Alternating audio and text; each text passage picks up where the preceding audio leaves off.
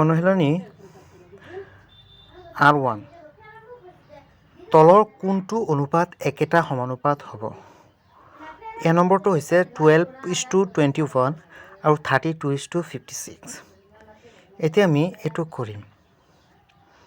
প্ৰথমে আমি এইটো 12:21 কাটিব পাৰোঁ 12/21। এতিয়া আমি 12ক 3ৰে কাটিলে 4বাৰ যায়। আকৌ 21ক 3 7বাৰ যায়। এতিয়া এইটো হ'ব 4/7 আৰু 32:56ক আমি লিখিব পাৰোঁ 32 ওপৰত লিখি তলত 56 লিখিব পাৰোঁ। এতিয়া 32ক আমি যদি কাটো তেতিয়াহ'লে যায় 8ৰে 4বাৰ, আকৌ 56ক 8ৰে যায় 7বাৰ। এতিয়া এইটো হ'ল 4/7। যিহেতু দুয়োটা চেম হ'ল গতিকে বা এতেকে অনুপাতটো সমানুপাত হ'ব।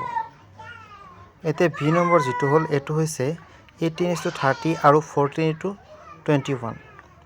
এইটোক আমি লিখিব পাৰোঁ 18/30 আৰু এইটোক লিখিব পাৰোঁ আমি 14/21। এতিয়া আমি 18/30ক আমি 18ক কাটিব পাৰোঁ। 18ক কাটি লওঁ, 3বাৰ গ'ল আৰু ইয়াক 5বাৰ আৰু ইয়াক 3/5 হ'ল। আৰু 14ক 7ৰে 2বাৰ গ'ল আৰু 7ৰে 21ত 3বাৰ গ'ল। 2/3। যিহেতু এইটো সমান হোৱা নাই গতিকে আমি লিখিব পাৰোঁ 3/5 not equal to 2/3। গতিকে এতেকে এইটো সমানুপাত নহয়।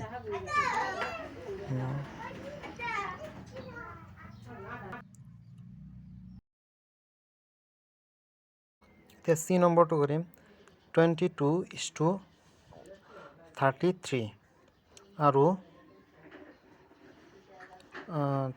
33:24।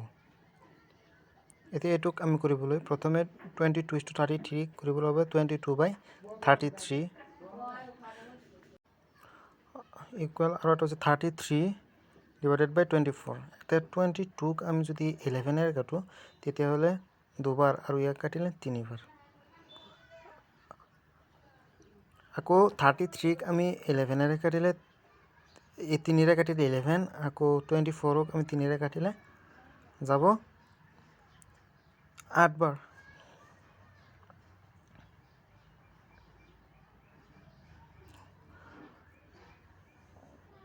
এতিয়া এইটো 22:33 হ'ল 2/3, আকৌ ইয়াত হ'ল 11/8। যেহেতু দুটো সমান হোৱা নাই গতিকে 2/3 not equal to 11/8 লিখিলোঁ। গতিকে অনুপাতটো সমানুপাত নহয়।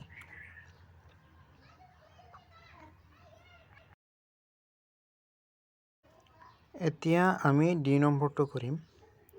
ডি নম্বৰটো কৰিবলৈ কুৱেশ্যনটো আছিল ডি নম্বৰত 24:28 আৰু এটা আছিল 20:25।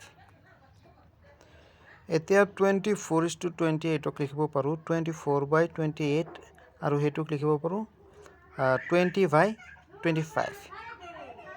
এতিয়া 24ক যদি আমি 2ৰে কাটো তেতিয়াহ'লে যায় 12 মানে 12বাৰ। তেতিয়াহ'লে যেহেতু 12বাৰ যায় 2বাৰ 24 হয় সেইকাৰণে 12 ওপৰত 12 হ'ব। আকৌ ইয়াক কাটিলে 2 4। এতিয়া 12/14 হ'ল ইয়াত আৰু ইয়াত হ'ব 5ৰে কাটিলে 20 যায় 4বাৰ, আকৌ 25ত যায় 5বাৰ। এতিয়া 4/5।